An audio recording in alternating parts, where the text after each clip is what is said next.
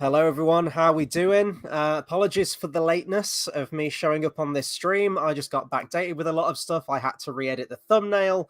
There was a whole bunch of stuff, so I am about 10 minutes late, but hopefully we've got some people in and we're ready to talk James Bond once again. Because I tell you what, I'm sure as not talking Kenobi. You probably noticed that recently. There's actually been a whole bunch of stuff that's been released. We've got Stranger Things Season 4 Part 1. We've got Obi-Wan Kenobi. There's everything in between. I've actually been really under the weather for like the last week and feeling massively ill. So from Wednesday till like Friday last week, I was completely bedbound all day, every day. I wasn't feeling great. I was out over the weekend, still feeling terrible, but I had things that I'd already booked, so I didn't get a chance to do anything over the weekend. And I was actually going to do a review for Kenobi on the Sunday, and between also still feeling ill and also just a massive sense of apathy. There we go. Get the right word, Chris. I still haven't watched Kenobi. I just really I've been watching The Last Kingdom on Netflix. That's what I've been watching, and I've been loving it. I've never watched it before, so I'm having a whale of time watching. I'm having a whale of time watching The Last Kingdom. It's fucking incredible. I'd recommend anyone watch it if you haven't seen it already. Oh, Carl, I'm so sorry. I mean, I've been there for many years now, my friend, but you said Lucasfilm are killing your love for Star Wars. I feel you, man. That's why, ask before 2015 if you'd have asked me that I wouldn't care about an Obi-Wan Kenobi series with Ewan McGregor and Hayden Christensen returning, I'd have said that you're absolutely high. But that is the very real situation that we are living in currently, in that I'm just done. I'm tapped out with Star Wars. And if you would still like me to do a review on it, week to week, I've got obviously the 2 episodes from last week to catch up on, and then I'm going to have a third one this Friday. If you would still like me to do reviews on it, I will do it for you, Carl. I will get the reviews done for you. But as of right now, I'm just not in the mood. From everything I've heard, I'm just not in the mood. Anyway, that's kind of the intro. We are here to talk James Bond, though, obviously. Diamonds Are Forever, to be specific, the 1971 film directed by Guy Hamilton once again. And if you haven't watched my James Bond reviews, go back and watch a better James Bond movie before this one.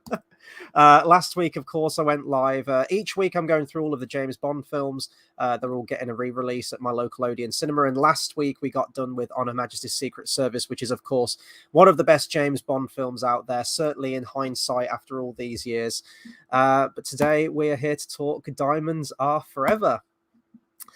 Now, actually, let me go through all the socials and everything first, because this is going to be a very fun one to talk about today, despite the fact that, most consider Diamonds Are Forever to not be all that great. But do please consider, if this mouse actually works, there we go. Please consider subscribing to the channel for more movie reviews, discussions, and live streams. I do kind of pick and choose when I do go live for a review. Like, it has to be something that I actually want to talk about. But there should be some more on the way, definitely. I just need to find the time to get things watched and the mental fortitude sometimes to get some of these things watched. But there are going to be some big films coming out in a few weeks' time. We've got the new Jurassic World film. And then I think Lightyear's out as well, the new Pixar film. So there's a whole bunch of stuff on the way, obviously, in amongst all of these James Bond reviews as well. And follow me on Twitter. You can find me at Hobbit Fan Editor. There I post when I'm going to go live with things, as well as a bunch of other randomness along the way. So please do consider following me on Twitter also. And of course, next Tuesday at, I promise 11 p.m. next time. I'll try not to be late.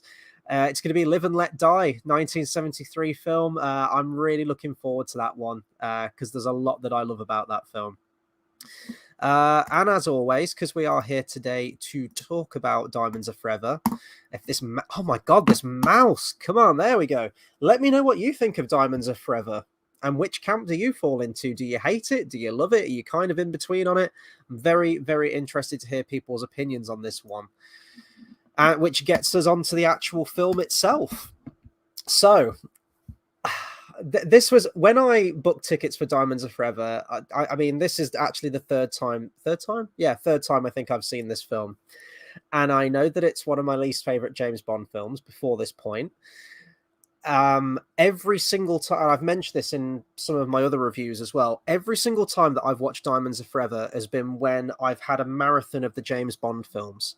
Um, Sequential order. So every time that I came to Diamonds Are Forever was always following On Her Majesty's Secret Service, which I know is the case this time also, because, you know, obviously I've been watching them week to week in the cinema, so it's worked out that way again. But I know that a lot of people kind of have a fondness for Diamonds Are Forever, surprisingly, whether they actually grew up with it and whether it's, you know, nostalgia talking or whatever it happens to be. But I've seen a lot of more people be vocal about this film and how much they like it. And, you know, whether it's tongue in cheek or just kind of like a lot of the other James Bond films, it's just good escapism fun. And I kind of took that with me a little bit. And, you know, a lot of people are saying that when they grew up, they didn't necessarily watch all of the James Bond films in sequential order. They cherry pick and they jump around. They didn't really have any conception at that time of, you know, things coming out in an order. It was just, oh, here's like a whole bunch of James Bond films to go and watch. So watching it in isolation, watching Diamonds Are Forever in isolation and not necessarily following ones that have come before, they really enjoyed it and they loved it. So I kind of went into this film this time wanting to have my opinion changed, or maybe not wanting my opinion changed, but open. That's probably a better way of saying it. Open to the idea of having a different opinion on this film. Because as I've mentioned, every other time that I've watched this film, it's kind of you're on the highest highs of On Her Majesty's Secret Service, you know, complete game changer, so different, emotional, a different Bond, just a whole different feel to it. And then boom, you just kind of come crashing with Diamonds Are Forever. And this time, going to see this film at the big screen, I wanted to go in with the mentality of kind of forgetting everything that had come before, forgetting On Her Majesty's Secret Service, and just kind of reviewing and appreciating this film on its own, divorced from kind of everything else. And because I've gone in with that attitude today, I can say that I did enjoy this film a lot more than all the other times that I've watched this film. Now, do I think that this is one of the best James Bond films? Absolutely not. Not at all. It's still probably towards the bottom of the barrel for me, but I had a lot more fun with this one.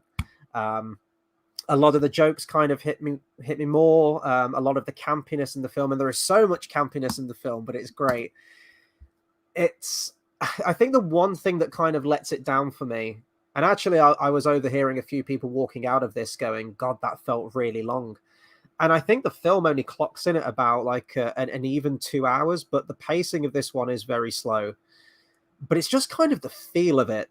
It feels very, very sleazy. It feels incredibly low budget. In fact, it doesn't feel like Eon made this Bond film. This almost feels like a knockoff, like a rival company or something.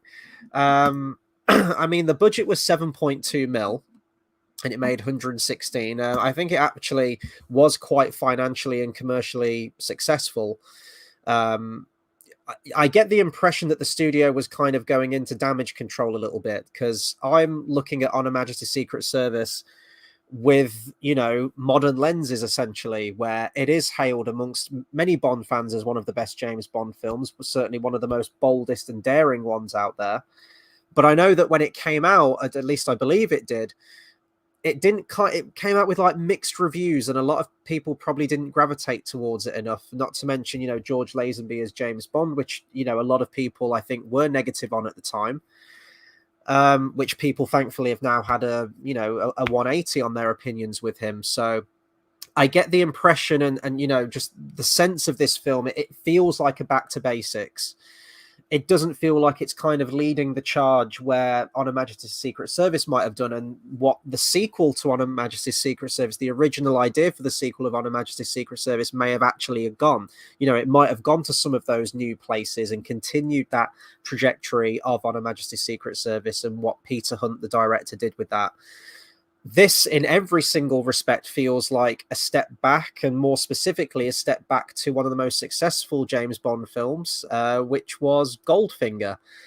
You know, you get Guy Hamilton back to direct, who was the director of Goldfinger. The original plot of the film was going to be the twin brother of Goldfinger, who was going to be played by the same actor again. seeking revenge for the death of his brother. And not to mention that, but they get, well, I think it was United Artists, actually. I think that Saltzman and Broccoli were looking for a new actor to play Bond because they knew that Lazenby had said that he only wanted to do one. They were looking for new actors, but I think it was the studio United Artists. I think they pushed to get Sean Connery back. And they paid a then record $1.25 million to get him back. So even that, it's like, oh, it's the same Bond, that you've come to love with Sean Connery. He's back for another James Bond film. So it felt very much like Damage Control in terms of the actual, their kind of like idea going into this film, I will say. But even that aside, it just feels really cheap. It feels almost like a made for TV movie in some respects. It doesn't feel as grandiose. It doesn't feel as exotic or anything like that. And I think there were some union troubles, maybe, because I think that's why the majority of this film, it might have been with Guy Hamilton, I'm not sure, I can't remember who it was specifically, but that was the reason that they chose to film predominantly in the United States, and why it is very much an American James Bond movie, which actually I don't have a problem with. Like, I don't have a problem with the sense that it's in America.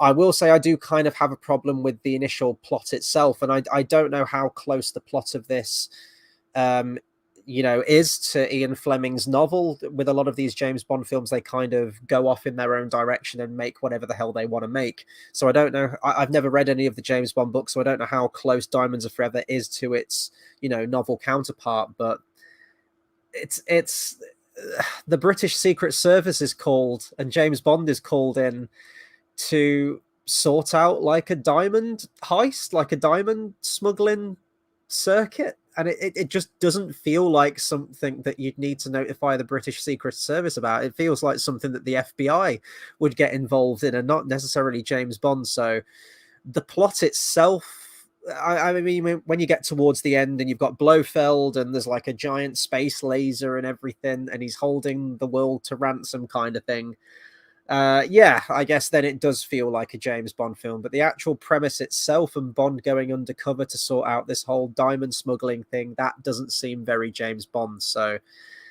those were kind of the aspects that still stick with me as to why I don't love this film. But there were a lot of elements about this film today that I appreciated a lot more. Let's talk about, I actually want to talk about, let's talk about Sean Connery first, because he looks noticeably older. He looks noticeably overweight. He doesn't look in shape. Maybe the middle age spread. Maybe I'd say he's a little bit overweight, but he doesn't look in the best shape of his life. It looks like he literally just came back to do this for the money. And if that's the case, and he did do that, which I think he probably did, then fair play to him. You do you, Sean Connery. But I think he actually did use all of that 1.25 million to start some kind of funding company for actors coming out of Scotland and everything. So I mean, if he donated every penny of it to that, then that's fair enough. And to sweeten the deal as well, I think the studio offered him 2 films of his choice to make as well, not only $1.25 million, but they also granted him that they'd make 2 films of whatever he wanted after that, which is, that's a good deal. I'd take that deal, and take that deal he did. I mean, he's still goddamn Sean Connery, isn't it? So even when Sean Connery's kind of phoning it in as Bond, he's still good. He still hits all the beats that you're meant to. But yeah, it's just a bit of a shame that he's kind of like overweight and just not as into it as much in the action scenes and everything. It does feel like he's going through the motions. And you could kind of see that happening with You Only Live Twice, because he was obviously checked out with that film, and you can definitely see it on screen. Whereas this one, it's kind of the same. He's just showing up, he's doing his thing. But nevertheless, there are some really cool moments in this film that I've always enjoyed, and watching the film again tonight, I still really appreciate. The fight scene in the lift, for example, is choreographed fantastically well. I like scenes like that, and it's the one that everyone goes to is the fight scene with Red Grant on the train from Russia with Love, which to me is still the best sort of like hand-to-hand James Bond fight in the entire franchise. But this is up there for me. I really like how it's just, I don't think there's any music from what I remember. It's mostly just the sound effects of them fighting in the lift. And it feels like these two people are actually fighting each other. You know, they're smashing into the cage of this lift. And I don't know. It's pretty cool. That's the bit where it like really kicked in for me.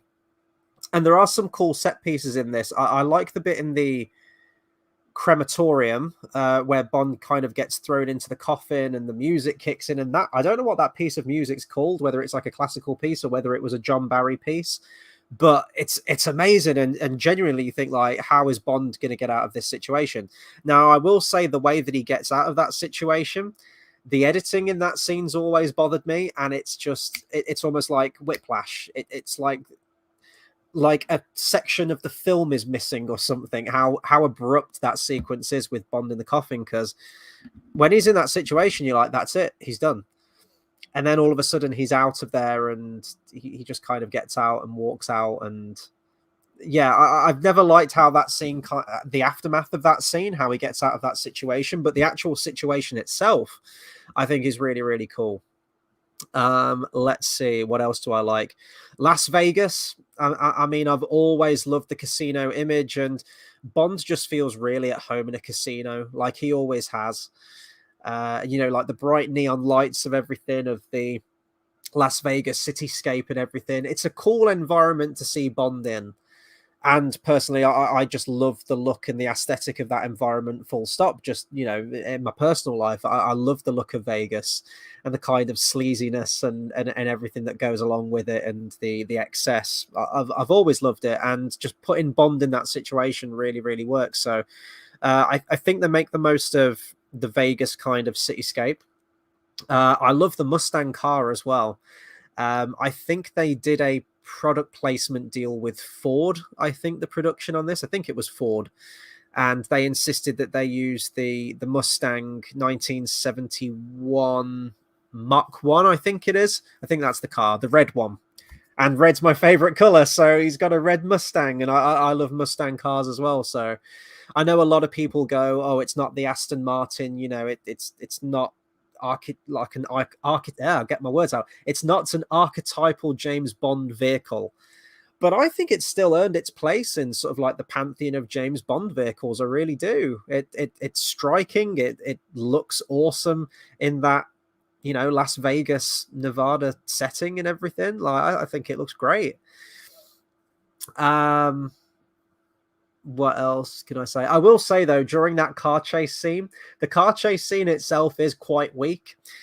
Before this point, he's gone in and got like the moon rover car thing, and that whole scene's just really weird because he goes in. I love the bit when he's in costume. That actually got one of the biggest laughs out of me tonight. I completely forgot that, where he disguises himself as some kind of is it like a radioactive person, like he's going in and he's kind of just ticking boxes and checking that all the safety precautions of everything is okay, and he's dressed in a lab coat, he's in disguise, and then he leaves, and then the guy who he was actually impersonating actually walks in like 2 seconds later. I don't know, I quite like that scene, and it leads to a chase, and there's like a moon set. It's almost like they're filming a scene, like a space scene or something. You've got people in like a control box, and you've got two people dressed in, space suits, like astronaut suits, and they're doing the whole kind of like moon. I was going to say they're doing the moonwalk. I don't mean they're doing the Michael Jackson dance move of the moonwalk. I mean like they're actually walking on the moon. But I don't know what they're doing during this experiment, and I don't know why these people in these spacesuits are going full. Sorry, are going full. What's the word I'm looking for? Method with it. They're actually getting into it and walking and floating really slow. And then when James Bond kind of runs onto the set, they're like, "Stop that man!" And they try and stop him, but they try and stop him by walking really slow, like they're on the moon. I don't. Why are they doing that? I still don't know. 3 times I've seen this film and I still don't know. Bond gets into like this moon buggy, this moon rover car thing, and he starts driving away. And it's this completely ridiculous looking thing with these like giant grabbable futuristic arm things coming off it, look like it's Wall-E or something. And he's driving and driving this thing, and there's like no music. This thing's going slow as hell. The cars that are chasing him and the bikes are going slow as hell, like these quad bike things they send out after him. And there's no tension, and there's like no music, and it doesn't feel like James Bond, and it just kind of feels terrible. And then he kind of he does a fake out. He must have jumped out the moon buggy, and they're kind of chasing this, this car that's not being piloted by Bond. And then Bond just delivers this sweet kick to someone and kicks them off the quad bike and starts driving away. And I mean, this thing looks ridiculous. This quad bike's tiny. It's like a child's bike. And Sean Connery's knees are like right up here on this quad bike thing. And it's like barely moving. It's barely hustling. Like, this thing isn't... It's so tiny, and it's so slow, and the chase is just crap.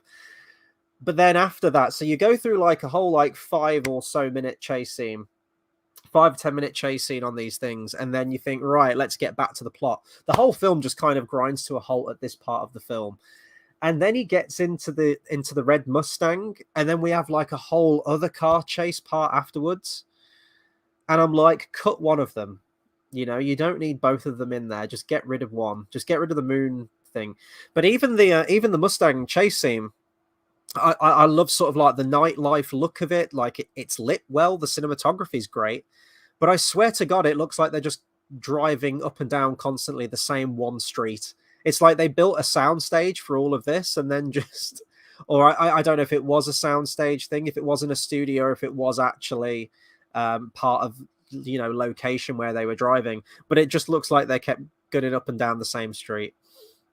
And there's some cool car stunts there. There's the bit where it kind of ramps up and it drives on the 2 wheels and everything. So there are some cool bits there, but even that chase sequence itself, despite the fact that I love the car, I don't feel like they got the most out of it. And it's not like this thrilling chase sequence. It's just kind of this really slow, cumbersome and awkward scene with, like, again, barely any music. Not that I can recall anyway. I don't think there's any soundtrack over it, which just kind of adds to that slow feeling to it, I'm being quite down on this film already, and as I said, like, I'm still not a fan of this film, but I did enjoy it a hell of a lot more. Oh, sorry, I've just seen a comment by JX. JX says, diamonds are forever, sapphires are often, rubies sometimes, cubic zirconia? Get out. What about unobtainium from Avatar? How long does unobtainium last for? Other things that I enjoyed about this. So the Bond girls, actually, and this is kind of a 180 that I've had, because Tiffany Case I'd always have as an example of one of the worst Bond girls, just out of all of them. And, today she wasn't that bad. There is a part that towards the end with Tiffany Case which still really, really annoys me, and it's just kind of awkward and it pisses me off about her character. But I absolutely love Jill St. John playing this character. I mean, she looks incredible for one, but just the character itself, there is no love for Bond here. It's clearly just, it's just down to the situation. He's like, sorry. Oh, sorry guys. I hope that doesn't keep happening during this review. I'm gonna have a drink of water. I've been talking a lot. Guys, don't get sick. It sucks. But yeah, I don't know what it was about Tiffany Case's character tonight that just kind of hit different. I mean, she is, I'd say she's on the more sort of like basic end of Bond girls, like the ones that are meant to look good and aren't massively capable themselves. They're just kind of along for the ride. And that's kind of exemplified towards the very end, where Bond's saying, like, pick up the gun, and she picks up this machine gun and she fires it, and it kind of, the recoil kind of makes her fall off the edge of the oil rig. And she's like, and it's just, that part I hate that part so much. And I think every time that I've watched this film before, because that's one of the final scenes that we get of Tiffany Case in the film, it just kind of, that stayed with me, and that kind of ruined everything that came before it in the film. But I don't know what it was about it tonight. She honestly didn't annoy me as much as she has before. Now, is she one of my favorite Bond girls? Is she in like my top 3, top 5, top 10? Probably not. But she seemed to serve the film. And, she's very striking, the red hair and everything. Um, she is a big part of this film, for sure. And yeah, she didn't bother me as much. I think she's played very well. I really like the actress in this. I like her back and forth with Bond. I like that she is a bit more kind of rough and ready a little bit. She's quite sassy. She's quite fiery. Even Bond mentions that in the film. He's talking about her hair color, how she keeps changing it at the beginning. And he says, I don't like redheads, too fiery tempered. And I wondered if that was a throwback line to like Fiona Volpe or something, if you are going to say there's like this rough continuity between them. Or, I mean, Bond's probably come in contact with many redheads in his time, hasn't he? Let's be fair. But I also really like Lana Wood as Plenty O'Toole in this film. The initial introductory scene to her where, sorry, oh god, I'm so sorry, guys. This will be like the worst live stream that you can possibly listen to. I do apologize. I'm trying to keep it to a minimum, but using my voice, it's going to happen. I really like the line where she says something like "Plenty O'Toole," and he says like, "What's your name?" and she says "Plenty," and he's like, "Well, I can see that," or looks like it. I can't remember what he says, but she's a very well endowed lady in this film. Is Lana Wood? I will say that. And then she says like O'Toole, and he says like, "Oh, your father's name, I assume." It's great. It's great. Love it. Love it. And actually, I remembered Plenty being in the film a lot more than she actually is.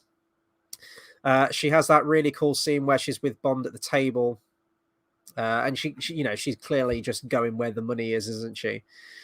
And then you've got the mobsters. This is actually one of my favorite lines as well. They go back to the apartment, and the mobsters are in there, and they throw her out the window over the balcony, and she lands in the swimming pool. And I think Bond says something like, "Oh, that's a really good shot."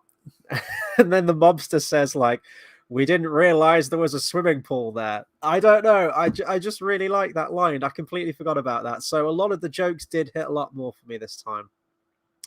But then the next time that we see Plenty, I mean, she's been dispatched. She's been drowned in the very same swimming pool. So, yeah, I don't know. I really like the actress. I think she played it well. I like the back and forth with Bond that she was, having going in the first introduction scene to her. But then, yeah, she's just kind of out of the movie. And I thought it was a shame, but maybe that's a testament to the character and testament to the actress that even if they only get one scene, actually, a lot of my the memorable James Bond characters to me and favorite ones are ones that only maybe get one scene or so. I'm going to mute my microphone because I got a cough.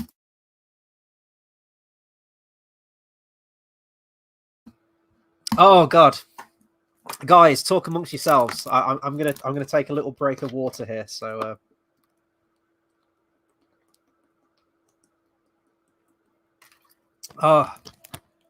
I'm crying from it. Oh, it's one of those emotional coughs. We're gonna get through it, guys. We're gonna get through it. I might just have to type the rest of my review in the comments if we get to that point. I do really apologize for the coughing, guys, but here we are. I'm not a well man, but that doesn't matter because we got James Bond to talk about, and continue to talk about it is exactly what we're going to do right now. I want to talk about some more things that I really enjoyed this time around, and I want to talk about the villains. So let's go with Blofeld first. Again, this was something I was prepared for. I still haven't found a reason as to why they recast Charles Gray this time as the character of Blofeld. Watching this film again tonight, I kept thinking that, as I mentioned, I wanted to kind of divorce myself from On Her Majesty's Secret Service. And in that respect, this film actually feels like a better sequel to You Only Live Twice as opposed to On Her Majesty's Secret Service. I know that the film kind of starts off with Bond on that revenge mission at the beginning, and he's looking for Blofeld, and he's not taking any prisoners. And the opening title sequence of this film is that altercation that he has with Blofeld, which you could argue does kind of tie up the ending loose continuity wise of On Her Majesty's Secret Service, but I don't know. I think just sort of tonally, and obviously the Sean Connery link probably helps as well. I think it serves itself better being a sequel to You Only Live Twice as opposed to being one to On Her Majesty's Secret Service. But that being said, I thought that whilst watching this film at the cinema, but then I thought, well, that doesn't work because Charles Gray was in You Only Live Twice and played the character of Henderson, who's one of my favorite allies. And again, a character who's only in one very short scene, but is so memorable to me. Is the same actor who they got to play Blofeld in this. And I've got to take another break.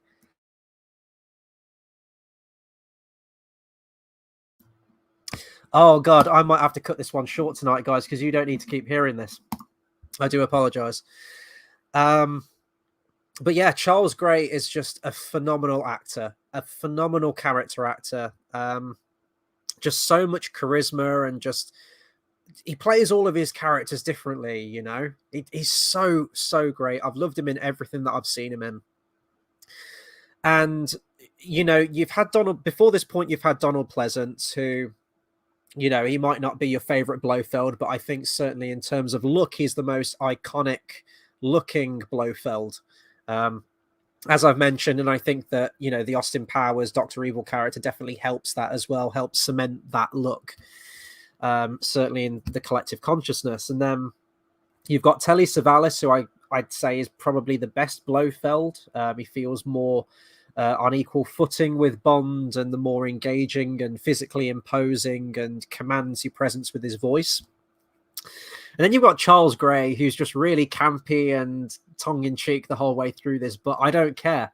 He plays it so well. And I would have loved to have seen Charles Gray come back and maybe have another crack at Blofeld, but it's just so weird. And I haven't seen a reason why they went back to the well with Charles Gray and got him back. Like, he's a great actor, you know? So if it was just, hey, Charles Gray's a really good actor and we wanted him back in Bond, so we picked him as Blofeld, but it's just weird to me.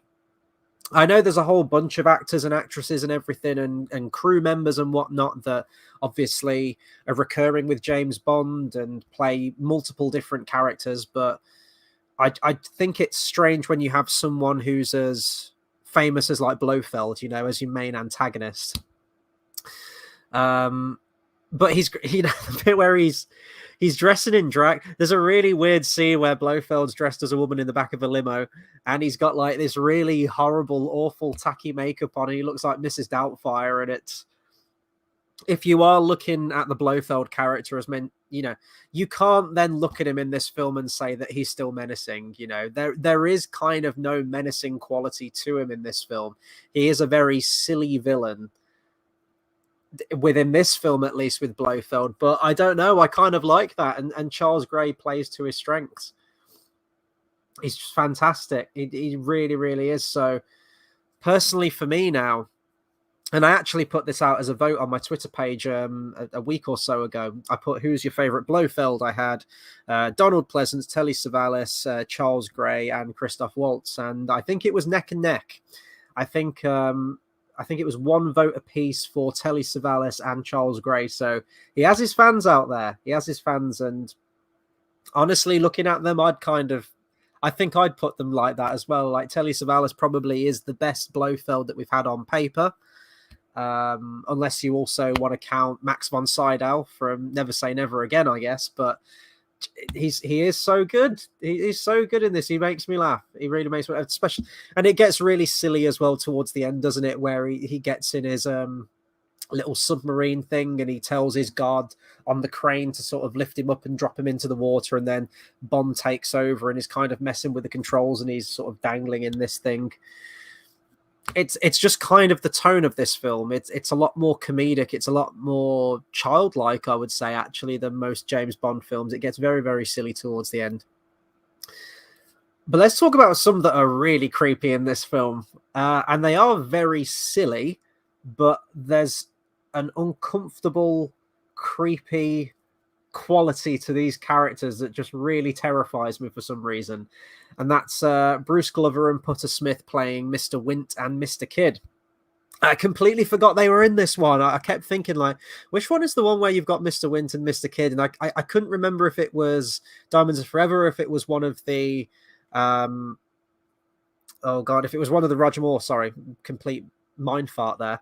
If it was one of the Roger Moore films, I couldn't remember. I couldn't remember when they showed up, but as soon as, from their opening scene in this with the scorpion, it's just hilarious. They sneak up on that guy and they put the scorpion down the back of his shirt, and it's one of the worst acting moments I've ever seen in my life, but it's hilarious. And I was the only one who laughed in the cinema. I thought this was going to be like a infamous fan favorite moment between James Bond fans, but when the scorpion gets him, he goes like and then just kind of like falls backwards. If you've seen the film, you know exactly what I'm talking about. It just cracked me up.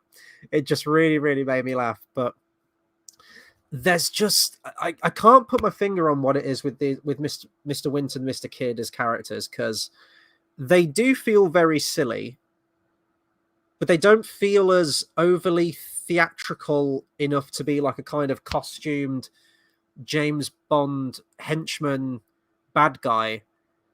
They kind of just feel like, I say normal people, but I mean they're horrible, murderous, weird, strange people. Like the way they hold themselves, like the mannerisms and everything, the way they talk, this very disconnected way that they talk, they're just very uncomfortable people.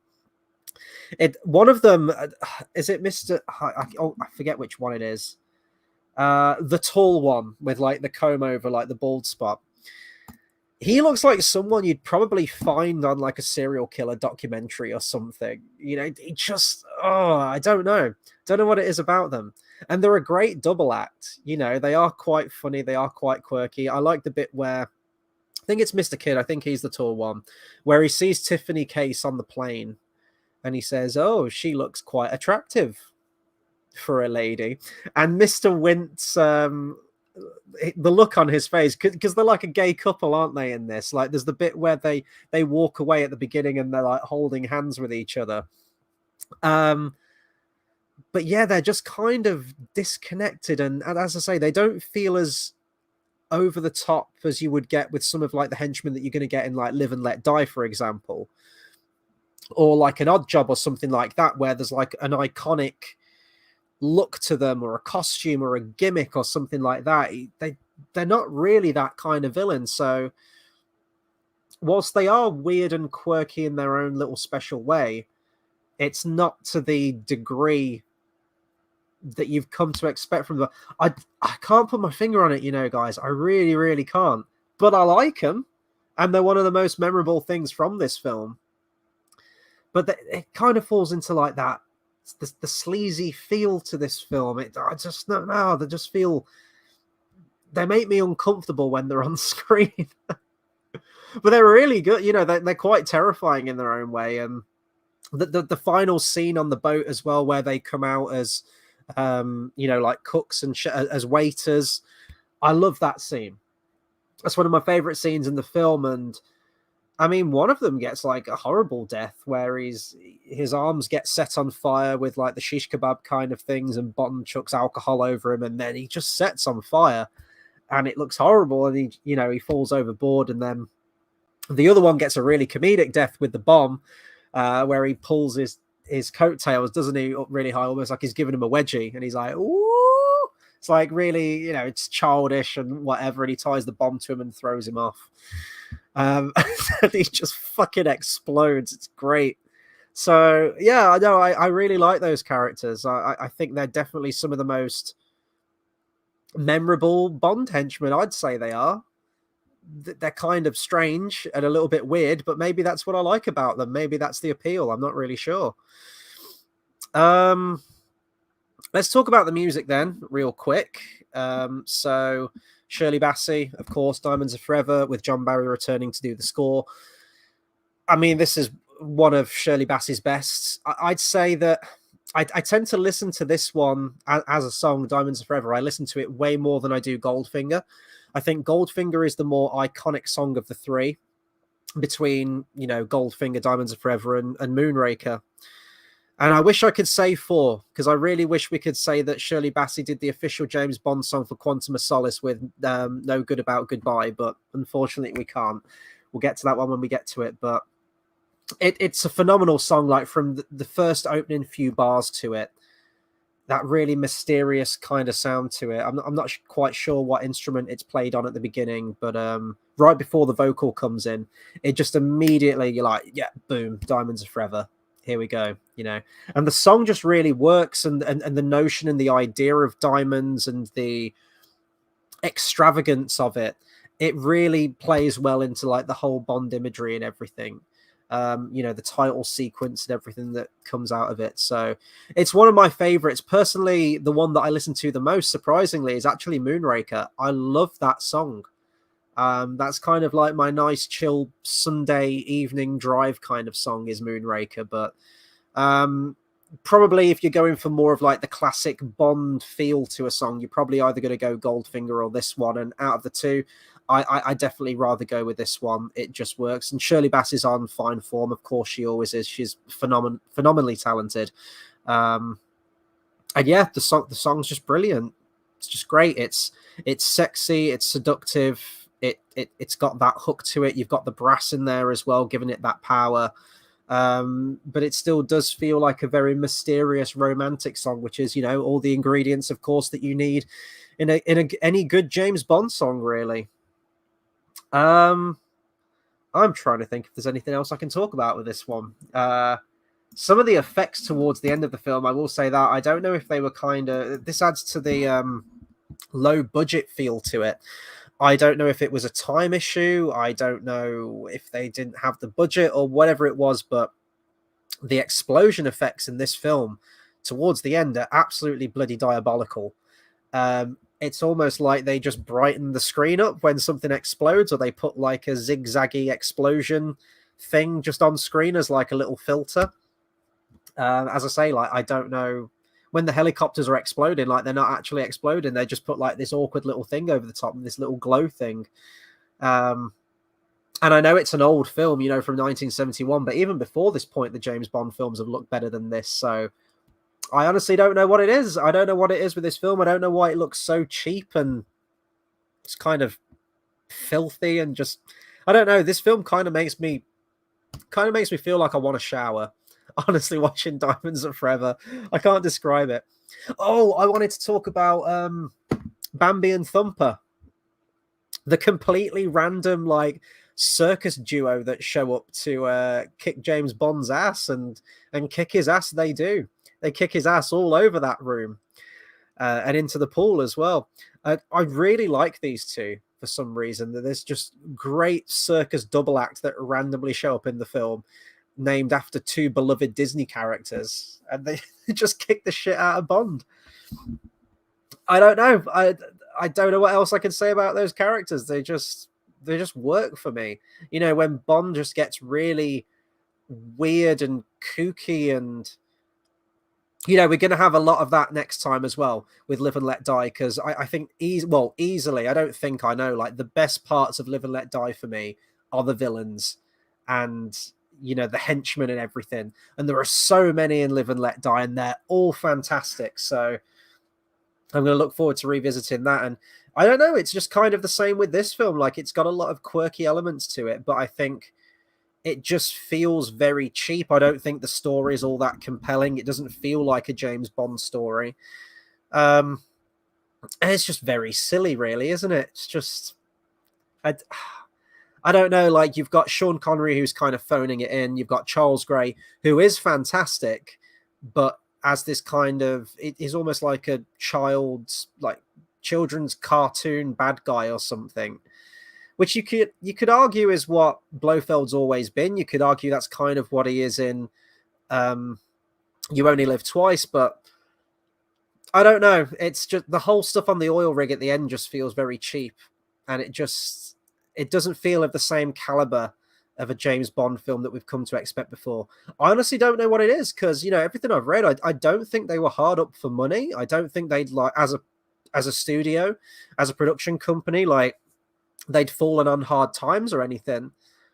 It's just kind of the way that the film comes across. And it's not even as in a respect of, following on Her Majesty's Secret Service. That looks really extravagant and expensive with the filming locations and everything. And then this one just kind of feels really dirt cheap.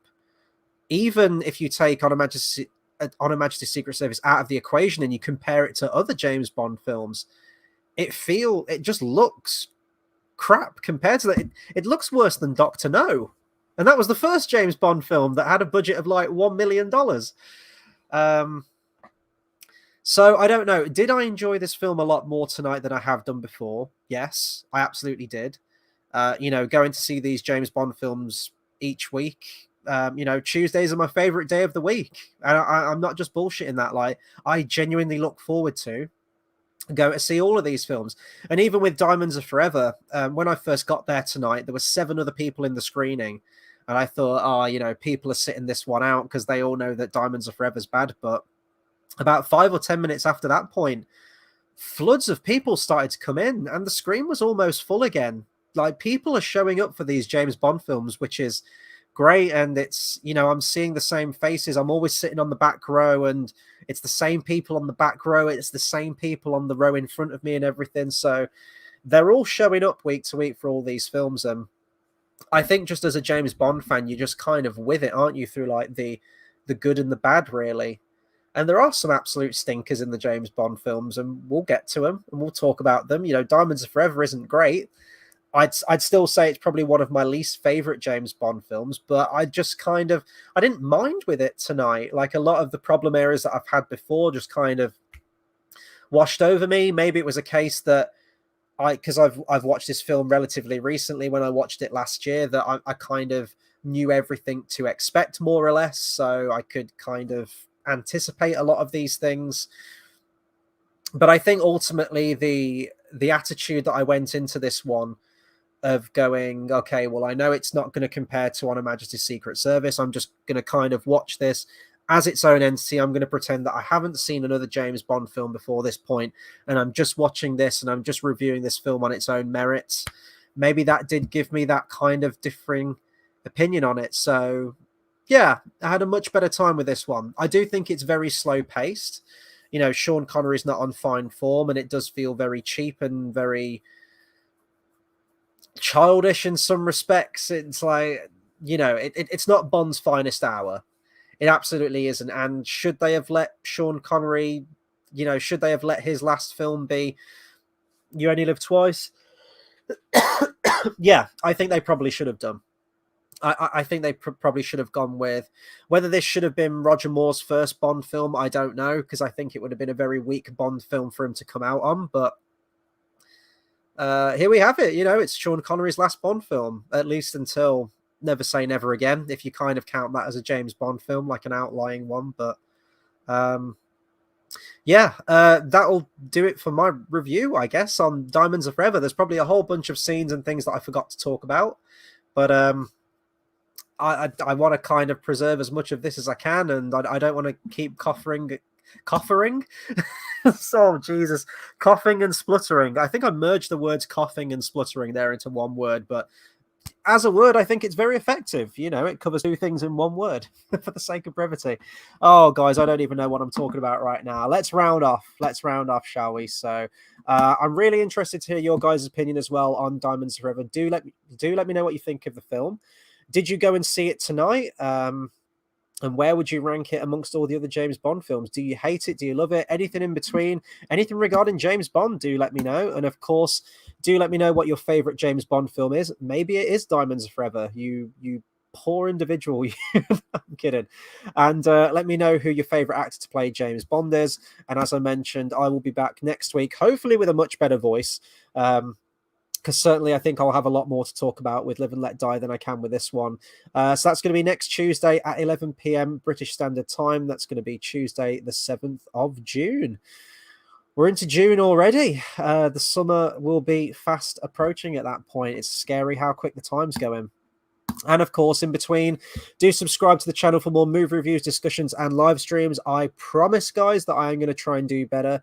And live up to my end of the bargain with getting more reviews and stuff out.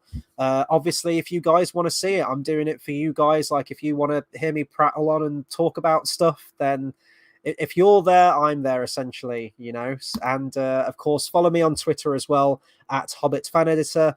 There, I'll post all the times that I am going live and give you a plan of when I'm scheduling videos and everything. And also, I might talk about some random stuff in between on there as well. So do follow me on there. Carl says on Obi-Wan, maybe a review when the series is over. See, I did think that, because I know that, I mean, it's 6 episodes, isn't it? And just kind of reviewing it as a story overall. You know, a lot of I've seen a lot of people at the moment criticize the Inquisitor characters, specifically Reva, just saying that she's not a very interesting character. And I mean, I haven't seen the series yet, so I can't comment on that. But is it worth doing it week to week, do you think? Because, you know, some people could be really criticizing her character right now, but by the time that all 6 episodes have done, and fingers crossed this is the case, if she does go through like a genuinely good character arc, and she is a great character, then, you know, it makes sense to talk about that more as a complete narrative. But also, I think I'd be losing out on the speculation and sort of weekly engagement with you guys about Kenobi, so I don't know. As I mentioned, I know that in a couple of days' time, we're going to have episode 3, so we'll already be halfway through the season at that point, and I've got a lot of catching up to do. You know, I need to watch the first 2 episodes as well, so would you guys maybe like a review on Thursday of the first 2 episodes, and then we can talk about episode 3 on the Friday, or would you rather me just do like one big review on Friday, talking about episode 1, talking about episode 2, and talking about episode 3? Whichever you'd prefer. I'd probably be more inclined to go with the former, but it's if you want to hear me talk about Kenobi. You know, if you want to hear me talk about Obi-Wan, then I'll get a review out for it. But honestly, the thing that has just been holding me back is just that sheer apathy that's just completely consumed me with Star Wars now. I just kind of don't care about Star Wars anymore. And I won't even say that's sad. I won't even say that I feel upset about it. I don't feel anything anymore with Star Wars. It's just empty. I just don't feel a thing. Maybe it's a defense mechanism. I don't know. Carl says, I think episode 3 is out tomorrow. Oh, I thought it was every Friday. But is it going to be every Thursday? Shit. In that case, I need to get watching. I need to get watching and I need to get reviewing, don't I? So we'll see what happens. I'll check. I might do a review on episodes 1 and 2 on Thursday, and then do one on Friday, perhaps. And then I can stick to the Fridays, then, can't I? And I can do episode 4, 5, and then we can talk about the whole thing as well during episode 6. If you want to watch it, of course, because I can still talk about Star Wars, but it's just, do I want to? And that's kind of where I'm at the moment. Honestly, out of the 2, I kind of want to watch Stranger Things Season 4 more than Kenobi. But apparently, like, each episode of Stranger Things or something like that is like 2.5 hours now or something ridiculous, isn't it? It's like the length of a feature film or something is the length of one episode. I'm not quite sure why they've done that, to be honest, but there we are. Anyway, I'm going to round off, guys, I think, because, as I say, my voice is just on its last legs, I think. So I'm going to rest this up. I'm going to drink more water, and I'm going to get a little bit of guitar practice in tonight, I think, because I haven't done any yet today, and I really need to. So hopefully you're all keeping well. Hopefully you're all feeling better than I am right now. And yeah, just watch this space. If I decide to do Kenobi this week, then I'll post on my socials when I'm going live for it, and I'll let you guys know. So until then, take care, everyone, and I will see you on the next video, whatever it happens to be. See ya.